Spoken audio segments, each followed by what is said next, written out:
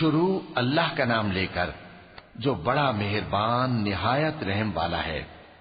لوگو اپنے پروردگار سے ڈرو کہ قیامت کا زلزلہ ایک حادثہ عظیم ہے۔ اے مخاطب،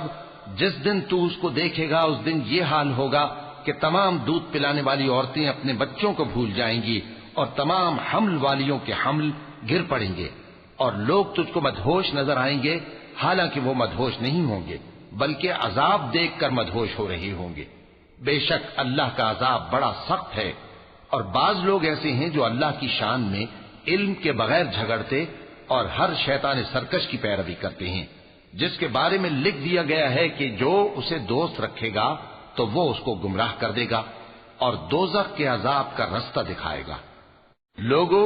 اگر تم کو مرنے کے بعد جی اٹھنے میں کچھ شک ہو تو ہم نے تم کو پہلی بار بھی تو پیدا کیا تھا، یعنی ابتدا میں مٹی سے، پھر اس سے نطفہ بنا کر، پھر اس سے خون کا لوتھڑا بنا کر، پھر اس سے بوٹی بنا کر جس کی بناوٹ کامل بھی ہوتی ہے اور ناقص بھی، تاکہ تم پر اپنی خالقیت ظاہر کر دیں۔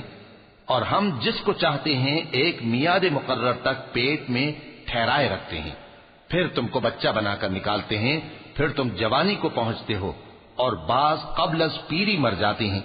اور بعض بڑھاپے کی نہایت خراب عمر کی طرف لوٹائے جاتے ہیں کہ بہت کچھ جاننے کے بعد بالکل بے علم ہو جاتے ہیں۔ اور اے دیکھنے والے، تو دیکھتا ہے کہ ایک وقت میں زمین خشک پڑی ہوتی ہے، پھر جب ہم اس پر مے برساتے ہیں تو وہ شاداب ہو جاتی اور ابھرنے لگتی ہے اور طرح طرح کی بارونق چیزیں اگاتی ہے۔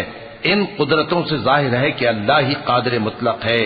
جو برحق ہے، اور یہ کہ وہ مردوں کو زندہ کر دیتا ہے، اور یہ کہ وہ ہر چیز پر قدرت رکھتا ہے،